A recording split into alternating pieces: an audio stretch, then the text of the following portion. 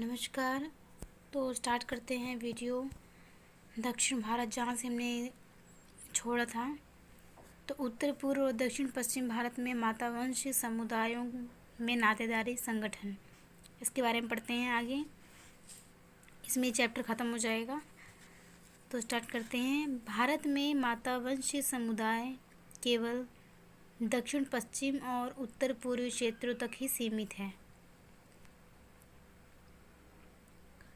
उत्तर भारत में मातावंशीय परंपरा वाले सामाजिक संगठन मेघालय और असम के गारो और खासी जनजातियों में मिलते हैं। गारो और खासी जनजातियों में मातावंशीय परंपरा वाले जो वंश मिलता है वो मेघालय और असम के गारो और खासी जनजातियों में मिलते हैं। मतलब मेघालय और असम के गारो, मतलब गारो जो है मेघालय के होंगे और जो खासी जनजाति है वो असम के होंगी। तो ये खासी जनजाति मिलते हैं।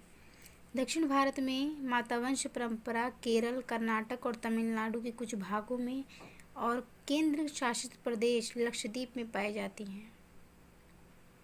इन प्रदेशों में हिंदू और मुसलमान दोनों के मातावंश परंपरागत समूहों में संपत्ति का उत्तराधिकार माता से पुत्री को प्राप्त होता है। माँ से पुत्री को संपत्ति का अधिकार जाता है। आइए संक्षिप्त में चर्चा करें कि मातावंश परंपरा है क्या, फिर उपयुक्त समाजों में नातेदारी संगठन के पर विचार करेंगे। तो आगे पढ़ते हैं। मातावंश परंपरा की व्यवस्था। मातावंश परंपरा में माता के माध्यम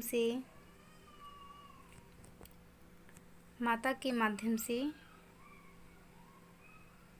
बच्चों को वंशक्रम का सदस्य बनाया जाता है। मातावंश परंपरा क्रम और माता सत्तात्मक, इसमें माता की सत्ता चलती है। और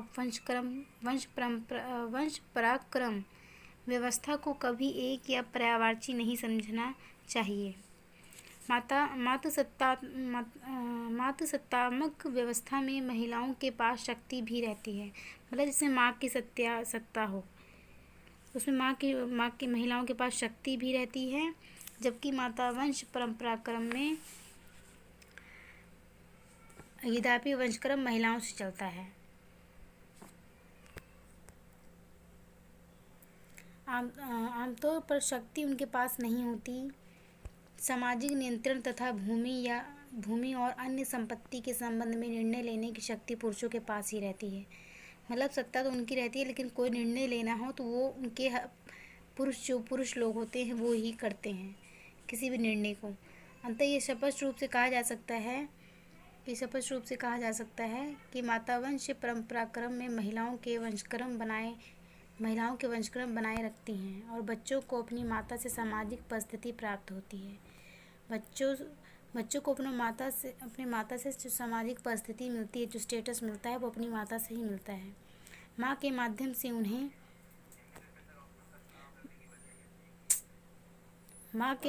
से उन्हें संपत्ति में अधिकार प्राप्त होता है।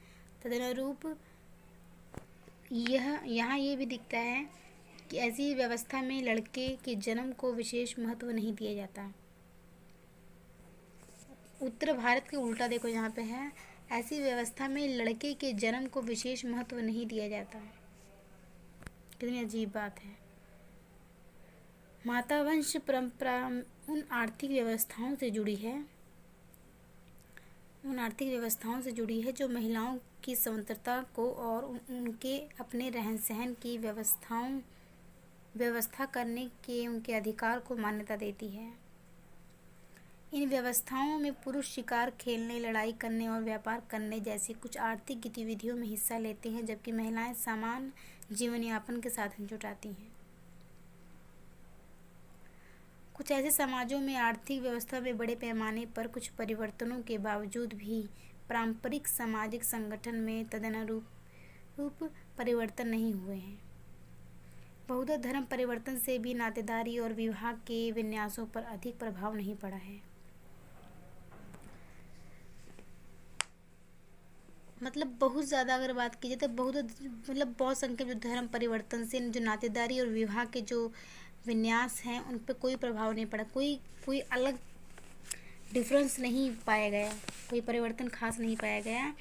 बौद्ध धर्म परिवर्तन से भी नातेदारी और विवाह के विन्यासों पर अधिक प्रभाव नहीं पड़ा। फिर भी ये नहीं कहा जा सकता कि विपणन, अर्थव्यवस्था, शिक्षा की सुविधा, कानून परिवर्तन, व्यावसायिक संरचना का विविधीकरण जैसे घटकों से मातावंश परंपरागत समाजों में कोई अंतर नहीं आया है। इन्होंने वास्तव में विवाह के बाद आवास के विन्यासों, उत्तराधिकार के नियमों और परिवार में सत्ता की संरचना को प्रभावित किया है। मतलब पहले इसमें इसका अर्थ यही है कि जो पहले जैसे था लेकिन अब परिवर्तन आ चुका है। कुछ न कुछ नियम कानून जो भी पहले के थे माता वंश में, अब उसमें परिवर्तन, चाहे परिवार के हों या उत्तराधिकार से रिलेटेड हो, कुछ भी हो, उसमें परिवर्तन आ चुके हैं। तो आगे बढ़ते हैं। उत्तर पूर्व भारत के मातावंश परंपरा वाले समूह। उत्तर पूर्व भारत के मातावंश परंपरा वाले समूह। उत्तर पूर्व भारत में मातावंश परंपरा मुख्यतः मेघालय और असम राज्यों के गारो और खासी समुदायों में देखी जा सकती है। अब यहाँ इन दोनों समूह में प्रत्येक में नातेदारी संगठन के व्यापक लक्षण पर, मतलब इस पर चर्चा करते हैं, गारो और खासी पर। तो मुख्यतः मेघालय राज्य में पाई जाने वाली गारो जनजाति में पुत्रियों द्वारा स्थापित घर बार की व्यवस्था से मातावंश परंपरा का पता चलता है। ये मातावंश परंपरा मूल गृहस्थी से बनती है। हर मूल गृहस्थी में स्त्री, उसकी पुत्री तथा दामाद होते हैं। हर मूल गृहस्थी में स्त्री, उसके पति और उसकी पुत्री और दामाद होते हैं। मैं ऐसा कह सकते लड़का घर जमाई जैसे कहते हैं अब के ज़माने में, तो इस प्रकार कह सकते हैं कि स्त्री घर में उसकी बेटी भी रहती है, दामाद भी रहता है, उसकी पुत्री भी रहती है, और पुत्री को उसमें रखकर मूल गृहस्थी को जारी रखा जाता है। इसी पुत्री विशेष के पति को गृहस्थी तथा नौक के प्रधान प्रबंधन का अधिकार और कर्तव्य उत्तराधिकार मिलते हैं। उसके हस्बैंड को मतलब कोई भी काम करना हो, किसी चीज़ का नियम या कुछ भी, तो उसे उत्तराधिकार में मिलते हैं, और पुत्री को उत्तराधिकार में संपत्ति मिलती है। जो पुरुष होता है उसको उत्तराधिकार में कर्तव्य मिलते हैं, उस परिवार के लिए कर्तव्य, और पुत्री को संपत्ति मिलती है। अविवाहित पुत्रियां और पुत्र अपनी माता के साथ रहते हैं, जबकि एक पुत्री को छोड़कर जो अपने मूल घर में रहती है। अन्य सभी विवाहित पुत्रियां अपनी माता के घर के पास ही अपनी गृहस्थी बसा लेती हैं। विवाहित पुत्र अपनी पत्नियों के साथ मिलकर अपनी गृहस्थी में रहने के लिए माता का घर छोड़ देते हैं। मातावंश परंपरा को मचोंग कहा जाता है, जिसका अर्थ है कि एक बस्ती में रहने वाले विस्तारित नातेदारी समूह। मातावंश या मचोंग के सभी सदस्यों का एक ही माँ से उद्गम होता है। संतानें अपनी माता के कुल का नाम ग्रहण करती हैं। संतान होती है अपनी माताएं का कुल का नाम ग्रहण करती हैं। आगे बढ़ते हैं। वंशक्रम चलाने और संपत्ति अंतरित करने के मामले में माता वह धुरी है, इसके चारों ओर गारो समाज घूमता है, पर दूसरी ओर भूमि और अन्य संपत्ति के विषय में निर्णय लेने की शक्ति और गृहस्थी अर्थात नौक के मामलों का प्रबंध पुरुष के हाथों में होता है। मतलब बागडोर पुरुष चलाता है घर का। चूँकि सत्ता का प्रयोग वंश परंपरा के ढांचे के भीतर ही किया जाता है, वंश परंपरा के कुछ पुरुषों को गांव में ही रहना पड़ता है, जबकि अन्य पुरुष बाहर चले जाते हैं और अपनी पत्नियों के परिवार में रहते हैं। सामान्य तौर पर गारो गांव में मूल वंश परंपरा अथवा वंश परंपराओं की अधिकतर महिलाएं अपने पतियों और संतान के साथ रहती हैं। इसके अलावा इसमें कुछ पुरुष भी होते हैं जो इस मूल वंश परंपरा या वंश परंपराओं के होते हैं। इस प्रकार ये स्पष्ट रूप से देखा जा सकता है कि गारो गांव में सहयोगी समूह एकल वंश परंपरा के मुख्य लोगों से बनता है। एकल वंश परंपरा का अर्थ है माता पिता और बच्चे सिर्फ। इस तरह नातेदारी संबंध उन लोगों से प्रारंभ होता है जो निकट परिवार में होते हैं और सहयोगी समूह तथा वंश परंपरा तक चलते हैं। इसके आगे नातेदारी संबंध गांव और गांव समूह तक भी बढ़ते हैं। गारो समूह दो अंशों में बटे हैं। गारो भाषा में अंश को कटेची कहते हैं। गारो भाषा में अंश को कटेची कहते हैं। प्राय वनस्पति समाज जनजाति समाज नातेदारी की ऐसी इकाइयों में बटे होते हैं। गारो जनजातियों में इन दो नातेदारी इकाइयों को मरक या संगमा कहते हैं। इन दो इकाइयों में अंतर्विवाह नहीं होते। गारो के इस दोहरे सामाजिक संगठन के कारण उन्हें प्रत्येक अंश की सीमा में ही नातेदारी के बढ़ते हुए दायरे मिलते रहते हैं। नातेदारी के ये समूह आपसी विवादों को निपटाने का काम भी करते हैं। मातावंश परंपरा के नातेदार ही इन मामलों की कार्रवाई करते हैं। मुखिया की संस्थागत भूमिका स्थानीय ग्राम समूह के संगठन का आधार होती है। जो मुखिया होते हैं वो एक संस्था की तरह होते हैं, जो समूह मिलकर एक संगठन या एक गांव के एक संगठन की तरह काम करते हैं। विवाह के बाद आवास का विन्यास पत्नी स्थानिक होता है, पत्नी का स्थान होता है विवाह के बाद। इसका अर्थ है कि विवाह के बाद जमाता पत्नी के माता पिता के घर में रहता है, मतलब घर जमाई जिसे कह सकते हैं। वह अपने ससुर का नौकरम बन जाता है। ससुर की मृत्यु के बाद नौकरम अपनी सास से विवाह कर लेता है और माता तथा पुत्री दोनों का पति बन जाता है। बटलिंग के अनुसार नौकरम का अपनी सास से विवाह केवल एक आर्थिक व्यवस्था है, जिससे जमाता अपने ससुर के बाद नौक का मुखिया बन जाता है। गारो में प्रथा है कि पति के जीवन काल में सास और जमाता के बीच दूरी रहती है। यही कारण है कि ससुर की मृत्यु के बाद इन दोनों के बीच विवाह को बर्लिंग न केवल एक आर्थिक व्यवस्था के रूप में देखा है। ऐसे विवाह से उत्पन्न संतान को माता की वंश परंपरा का सदस्य माना जाता है। यदि किसी परिवार में नौकरम या जमाता के आने से पहले ही कोई महिला विधवा हो जाती है तो वह अपने दिवंगत पति के परिवार की अनुमति के बिना पूर्ण विवाह नहीं कर सकती। माता वंश परंपरा के स्वामित्व में जो संपत्ति है वह वंश परंपरा से बाहर नहीं जा सकती। वह माता से पुत्री को प्राप्त होती है। जिस प्रकार में एक से अधिक पुत्रियां होती हैं, माता अपनी उत्तराधिकारिणी चुनती है। आजकल तो परिवार की अन्य पुत्रियों को भी अपने विवाह के अवसर पर पैतृक संपत्ति का थोड़ा सा भाग मिल जाता है। ये पुत्रियां आम तौर पर अपनी पारिवारिक इकाइयां अलग स्थापित करती हैं। मातावंश परंपरा व्यवस्था में पुत्र को संपत्ति का उत्तराधिकार नहीं मिलता, परंतु एक पुरुष पति के रूप में अपनी पत्नी के जीवन काल में उसकी संपत्ति का पूरा उपयोग कर सकता है। मतलब संपत्ति का अधिकार तो नहीं होता पर पूरा उपयोग उसके साथ कर सकता है। आगे बढ़ते हैं। जैसे पहले बताया जा चुका है कि वंश परंपरा के कुछ पुरुष सदस्य गांव में रहते हैं। ये लोग अपनी बहनों के परिवारों के रोज़मर्रा के कामकाज की व्यवस्था करते हैं। ये नौकपन व्यवस्था कहलाती है, जिसमें मामा को बहुत महत्वपूर्ण स्थान होता है। उसकी अपनी बहन के बच्चों पर कड़ा नियंत्रण रहता है और वह उसके साथ पिता तुल्य व्यवहार करता है। मतलब अपनी बहन की देखभाल करना, घर परिवार का पूरा चलाता है मामा। उसके बच्चों की जिम्मेदारी होती है मामा के ऊपर। ची निकाने ने बताया कि गारों में दो परंपराएं हैं, संपत्ति के स्वामित्व की परंपरा, संपत्ति का अधिकार की परंपरा, और दूसरा है सत्ता संपत्ति की व्यवस्था की परंपरा। उन्होंने बताया कि दोनों परंपराओं के कार्य समान रूप से महत्वशाली हैं। पहली परंपरा का ध्यान पत्नी के माध्यम से रखा जाता है और दूसरी परंपरा की व्यवस्था पति के माध्यम से की जाती है। मतलब संपत्ति तो पत्नी की होती है पर उसका जो देखभाल होता है, नहीं उसका जो उपयोग होता है वो पति द्वारा किया जाता है। इस प्रकार गारों में सह आवासीय इकाई पति पत्नी दोनों से बनती है। तो आगे पढ़ते हैं। मातावंश ममेरे भाई बहनों का विवाह और सास विवाह के नियमों ऐसी दो प्रक्रियाएं हैं जिसमें उपयुक्त दो परंपराओं के बीच अंतर्विरोध से उठने वाली समस्याएं समाप्त हो जाती हैं। दूसरी, गारो समाज में तलाक के मामले बहुत विरल होते हैं।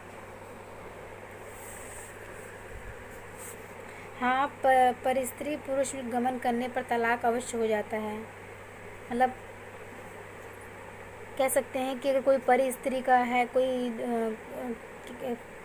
कोई पर स्त्री का दूसरी स्त्री का व्यवहार करता है, या कोई भी जो गलत व्यवहार टाइप में होता हो, उसे कह सकते हैं अब तलाक अवश्य हो सकता है। इस प्रकार काम करने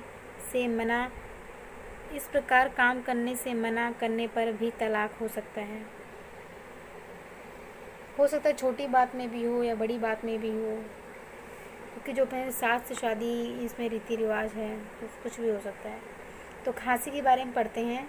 खासी माता वंश परंपरा मानने वाले जनजाति है जो मेघालय की पहाड़ियों में रहती है। इस जनजाति के लोग वंशक्रम का निर्धारण माता वंश परंपरा से करते हैं।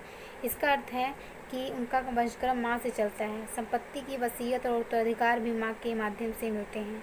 विवाह के बाद आवास पत्नी स्थानिक होता है। इसका अर्थ है कि विवाह के बाद व्यक्ति अपनी पत्नी के माता पिता के साथ रहता है। खासी में कुल बहिर्विवाह होते हैं, अर्थात एक कुल के दो व्यक्ति आपस में विवाह नहीं कर सकते। दो बहिर्विवाह होते हैं, एक कुल के सदस्य आपस में विवाह नहीं कर सकते। उनकी नातेदारी शब्दावली वर्गात्मक होती है। इसका अर्थ ये है कि वे अपनी वंश परंपरा के नातेदारों को उन शब्दों से पुकारते हैं जो शब्द पितावंश परंपरा के उसी अनुक्रम के नातेदारों के लिए भी लागू होते हैं। उदाहरण के लिए पिता और पिता के भाई के लिए एक ही शब्द का उपयोग किया जाता है। अन्य शब्दों में सहोदरों मतलब भाई को सहोदरों के उपयुक्त शब्दावली चेरे मौसेरे भाई बहनों पर लागू की जाती है। जो भी उनसे भाई से रिलेटेड हो या बहन संबंधित रिलेटेड हो, तो उनको उसी से पुकारा जाता है। जो चाचा को पुकारे जाएंगे तो उनको ऐसे शब्द जो होते हैं तो उन्हीं से पुकारा जाता है। खासी जनजाति में विवाह के नियमों में मातावंश ममेरे भाई बहनों के बीच विवाह स्वीकार्य है। खासी जनजाति में विवाह नियमों में मातावंश ममेरे मतलब मामा के भाई बहनों के बीच विवाह स्वीकार्य है, लेकिन लेविरेट और सोरेरेट की अनुमति नहीं है। उनमें अनुलोम विवाह अर्थात महिला के अपने समूह से अधिक कुछ हैसियत के समूह विवाह की प्रथा भी नहीं है। मतलब ये जब अपने परिवार में करते हैं, अपने रिश्तेदारों में नातेदारों में करते हैं, तो ऊंच नीच का तो भाव ही पैदा नहीं होता कि छोटे से या बड़े से। बहुपत्नी तथा बहुपति प्रथा भी खासी जनजाति में नहीं पाए जाते। मतलब ये प्रथा भी इसमें नहीं पाई जाती। पुरुष रखैल अवश्य रख सकता है। इस जनजाति के कुछ समूह में रखैल से हुई संतान अपने पिता की अर्जित संपत्ति में परिवार के अन्य बच्चों के समान बराबर का उत्तराधिकार प्राप्त करती है। मतलब बराबर का उत्तराधिकार तो उसे मिलता ही है। तो कह सकते हैं इनको बराबर का उत्तराधिकार मिलता है। भले वो दूसरी शादी नहीं कर सकता, पर रखैल रख सकता है, और जो रखैल के जो बच्चे होंगे उसके बच्चों को उस संपत्ति में अधिकार मिल सकता है।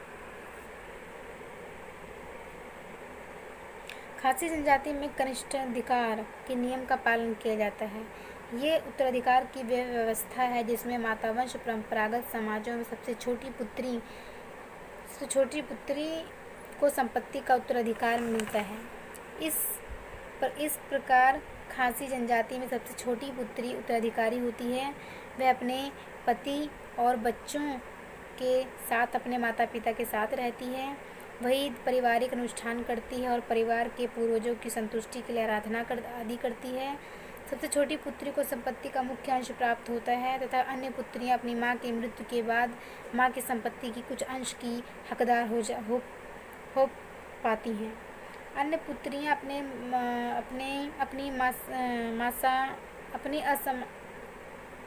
अपनी समानता विवाह के बाद अथवा पहले या दूसरे बच्चे के जन्म के बाद परिवार से बाहर चली जाती हैं। वह नवस्थानिक रूप से अपने पति और बच्चों के साथ नाभी परिवार में रहती हैं। एक नए स्थान पर अपने पति बच्चे के साथ वो घर बसा लेती हैं, जो और बहनें होती हैं छोटी को छोड़ के। जिस व्यक्ति का सबसे छोटी पुत्री से विवाह होता है उसकी उपस्थिति जिसका स्टेटस हो जाता है अन्य पुत्रियों से विवाह करने वाले व्यक्तियों से बिल्कुल अलग होती है। सबसे छोटी पुत्री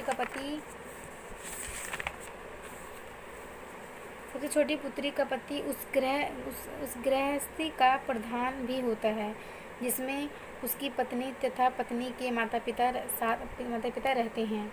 अन्य पुत्रियों से विवाह करने वाले पुरुष प्राय उन घरों के स्वामी होते हैं जिन्हें वह स्वयं बनाते हैं और जहां वह अपनी पत्नी गृहस्थी चलाते हैं। खासी जनजाति में विवाह के बाद आदर्श प्रकार के सहवास में एक महिला या तो अपने पति के साथ या अपने भाई के साथ रहती है। तो किस प्रकार अपने घर एक एकल परिवार बना लेते हैं और एक अलग जगह स्थान लेके रहने लग जाते हैं। तो माँ के माध्यम से चलने वाली व्यवस्था का काम संपत्ति की व्यवस्था से अधिक सशक्त है, मजबूत है, अर्थात पिता के माध्यम से चलने वाली व्यवस्था का महत्व कम है। दक्षिण की तरफ खासी मानते हैं कि कुल सभी सदस्य एक महिला पूर्वज के वंशज होते हैं और उन्हें एक कुल कहा जाता है।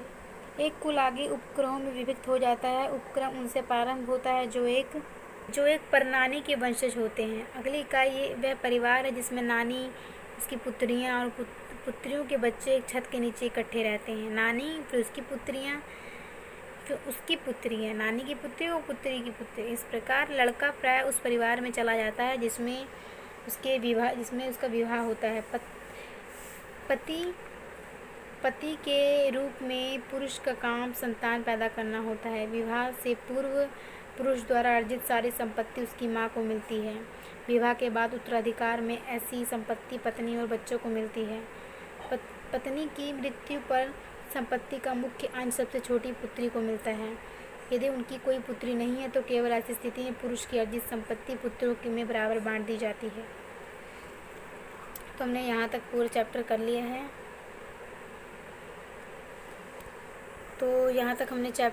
है। आगे हम पढ़ते हैं दक्षिण पश्चिम भारत के मातावंश परंपरा वाले समूह। सिर्फ यही बचा है, बस इसको हम पढ़ लेते हैं अच्छे से। भारत के दक्षिण पश्चिम प्रदेशों में केरल राज्य मातावंश परंपरा वाले समुदायों का गढ़ रहा है। यहाँ हमने संक्षिप्त में नायर समुदाय, उसमें हम नायर के बारे में पढ़ेंगे, नायर समुदाय के बारे में। तो नायर समुदाय के उदाहरण को लिया है। साथ में केंद्र शासित प्रदेश लक्षद्वीप के मातावंश मुस्लिम समुदायों की विशेषताएं भी यहाँ बताई जा रही हैं। केरल के नायरों का मातावंश परंपरा वाला समाज इसी प्रकार का है। लक्षद्वीप का मुस्लिम समाज पति, पत्नी और बच्चों की सामाजिक इकाई के अभाव का एक विरल उदाहरण है। तो नायर के बारे में पढ़ते हैं। नायरों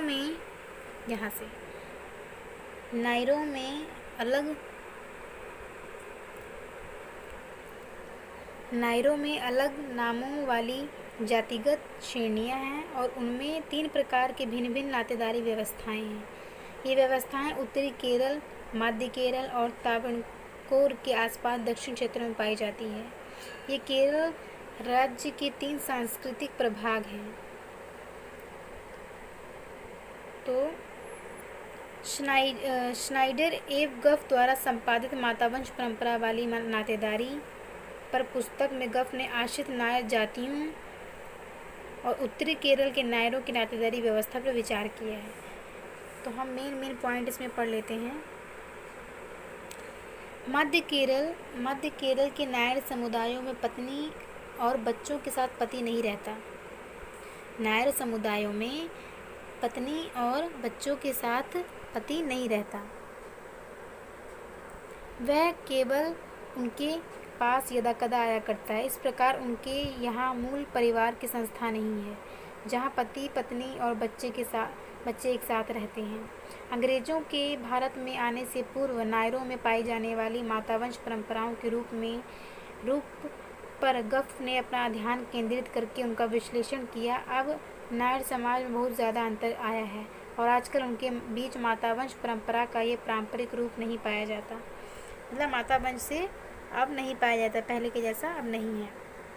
पारंपरिक व्यवस्था में मध्य केरल के नायरों में 3 श्रेणियां समूह थे जिनके नाम थे नायर राज वंश परंपरा, सामंतों की वंश परंपरा, ग्राम प्रधानों की वंश परंपरा और आश्रित नायर। तो फर्स्ट पॉइंट हमारा ये था नायर राजवंश परंपरा। दूसरा पॉइंट था सामंत मतलब ज़मींदारों की वंश परंपरा और ग्राम प्रधान की वंश परंपरा, इसको ग्राम प्रधान भी कह सकते हैं। और आश्रित नायर जातियाँ, इस व्यवस्था में नायर महिलाओं को केरल के दक्षिण पश्चिम के नबूदिरी ब्राह्मणों में विवाह की अनुमति थी। वह नायर के अपने समूह की उच्च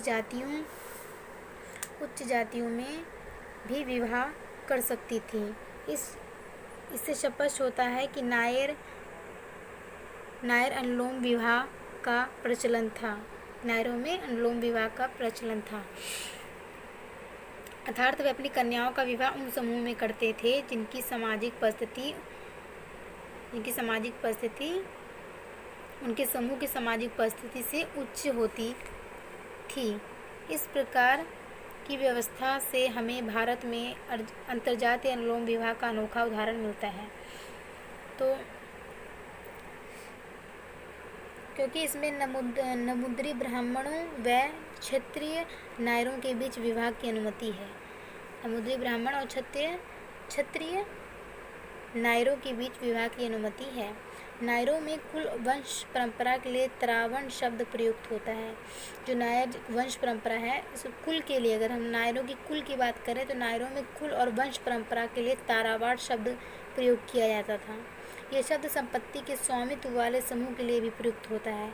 जिसको संपत्ति मिलेगी उसके लिए भी कहा जा सकता है। तारावाड़ या वंश परंपरा के सदस्य कन्याओं के यौवनारंभ के और विवाह के संस्कारों में परंपरानुसार सहयोगपूर्वक कार्यकलाप संपन्न करते थे। साथ में तारावाड़ के हर सदस्य की अंत्येष्टि के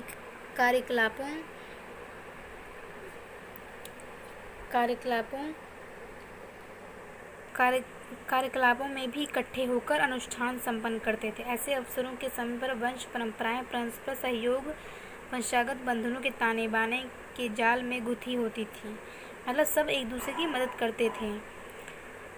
इस तरह से तारावाड़ की एकता बनाए रखने की वंश परंपरा की विशेष भूमिका होती थी। ये भूमिकाएं आश्रित नायर जातियों की मातावंश परंपरा वाली इकाइयों की नातेदारी संगठन की रूपरेखा प्रस्तुत करती है। किस प्रकार एक दूसरे से सहयोग बना के रखना, और एक शादी विवाह या कोई भी समारोह होता तो उसमें नायर लोग एक दूसरे की मदद करते थे। तो आगे बढ़ते हैं। भूमि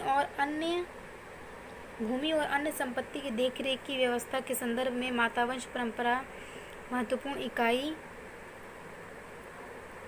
नहीं थी। इसके स्थान पर संपत्ति स्वामित्व वाले समूह मुख्य कानूनी इकाई थी। ये समूह स्थानीय समूह के भीतर ही काम करते थे। वयोवृद्ध पुरुष मतलब जो बुजुर्ग हो चुके थे पुरुष, जो करनवन कहलाता था, संपत्ति समूह तारावाड़ के आर्थिक कार्यकलापों के लिए जिम्मेदार था। तो आगे बढ़ते हैं। वंश परंपरा इस समूह की एकता पर जोर होने के कारण नायरों में विवाह सबसे कमज़ोर संस्था थी। उदाहरण के लिए गफ ने बताया कि आश्रित नायर जातियों में महिला के एक ही समय अनेक पति होते थे। इसके अतिरिक्त उपयुक्त समूह के व्यक्ति भी उससे मिलने आते थे, मतलब अलग लोग भी आते थे उससे मिलने। नायर पुरुष के संबंध में भी यही था। ये उपयुक्त समूह की अनेक महिलाओं के पास जाता था। इस स्थिति में विवाह अथवा संबंध में बहुत कम पाबंदियां व दायित्व होते थे। विवाह या संबंध को मूर्त रूप से व्यक्त करने के लिए किसी भी मौके पर कोई अनुष्ठान नहीं होता था। बच्चे के जन्म को वैध ठहराने की कार्यविधि भी बहुत ही आसान थी। प्रसव कराने वाले दाई को कानूनन प्राधिकारी रकम की अदायगी और माँ को वस्त्र का उपहार उपयुक्त श्रेणी के किसी ऐसे व्यक्तियों द्वारा दिए जाते थे जिसके उस महिला से संबंध होते थे। मतलब कह सकते हैं कि एक तो उसका पति का तो संबंध होता ही था, ठीक है। जो पराये पुरुष होते थे उनके साथ भी संबंध होता था, और जो पराये पुरुष से जो बच्चे जन्म लेते थे उसको वैध कराने के लिए जो दाई होती थी उनको कोई कपड़ा दे देना या कोई भी चीज़ कीमती दे देना। इस प्रकार कोई न कोई एक वैध माना जाता था उनके बच्चों को। वस्त्रों का उपहार उपयुक्त श्रेणी के किसी ऐसे व्यक्ति द्वारा दे दिया जाता था उस महिला के संबंध होते थे। बच्चों को वैध ठहराने के लिए इतना ही पर्याप्त था। सिर्फ दाई को कुछ दे दो, बच्चा वैध हो गया, ऐसे होता था। अपनी वैवाहिक परिस्थिति दर्शाने के लिए महिलाएं जीवन पर्यंत ताली या मंगलसूत्र पहनती थीं। जो शादीशुदा होती थी वो सिर्फ मंगलसूत्र ही पहनती थी। माँ और उसके बच्चे केवल अनुष्ठानिक पति की मृत्यु का सूतक मानते थे, लेकिन मिलने आते रहने वाले पतियों की मृत्यु पर वे कुछ नहीं करते थे। यहाँ हमने अनुष्ठानिक पति शब्द का प्रयोग किया है। आइए देखिए नायर विवाह के संदर्भ में इसका क्या अर्थ है। J.P. मेचर एंड गोल्डनबर्ग ने दक्षिण पश्चिम केरल पितावंश परंपरा मानने वाले नमूद्री ब्राह्मणों में पाई जाने वाली अनोखी नातेदारी और विवाह व्यवस्था का वर्णन किया है। ये व्यवस्था कैसे काम करती है। नमूद्री ब्राह्मणों की सामाजिक, आर्थिक और राजनीतिक परिस्थितियों में नायरों से विवाह संबंध की प्रथा एक पूरक व्यवस्था की तरह काम करती थी। उन्होंने दिखाया कि इसी तरह के आधार पर ही नमूद्री ब्राह्मण समुदाय का अस्तित्व संभव था। ये नमूद्री ब्राह्मण के बारे में पढ़ेंगे, उनका क्या था। नमूद्री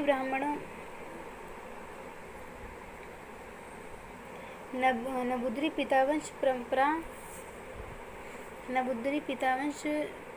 परंपरा के स्वामित्व की भूमि अविभाज्य थी, मतलब इसे विभाजित नहीं किया जाता था। पिता की स्वामित्व की भूमि और इसकी देखभाल वंश के बुजुर्ग द्वारा की जाती थी। नमूद्री ब्राह्मणों में केवल पहला पुत्र ही जाति के भीतर विवाह कर सकता था और एक समय में 3 पत्नियां रख सकता था।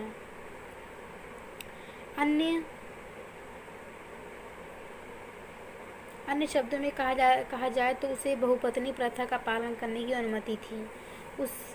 उसे समूह के शेष पुत्र नायर महिला से संबंध रखते थे। जो नमूद्री ब्राह्मण किसी नायर महिला संबंध रखता था वह उस महिला का अनुष्ठानिक पति कहलाता था। इस मिलन से हुई संतान सदा नायर महिलाओं की वंश परंपरा की मानी जाती थी।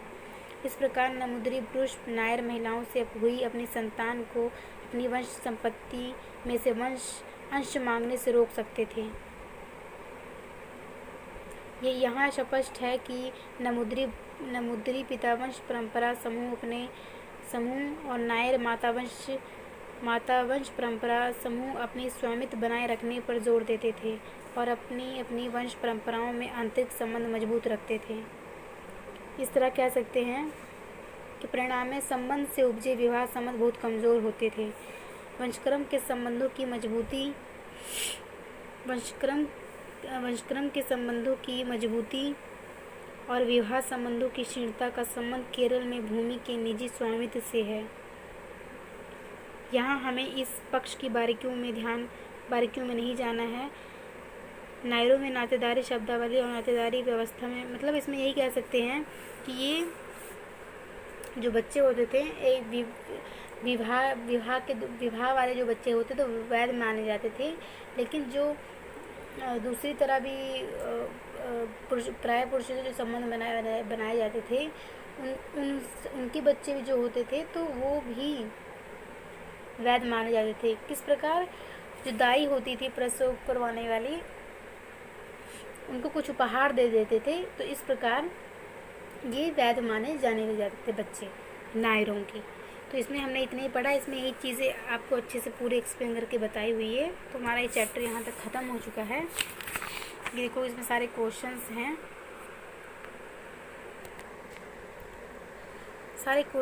तो ये चैप्टर यहाँ पे ख़त्म हो चुका है। नेक्स्ट हम दूसरा चैप्टर लेकर आएंगे जिसमें ये हमने 112 का पढ़ा था। आगे हम दूसरा चैप्टर लेकर आएंगे। चैप्टर ख़त्म हो चुका है, तो थैंक यू। अगर आपको कोई और बुक्स पढ़ना हो तो आप मुझे कमेंट करके बताइएगा। अगर मेरे हैंडल में हुआ तो मैं वो बुक ज़रूर आप तक लेकर आऊँगी। Thank you so much.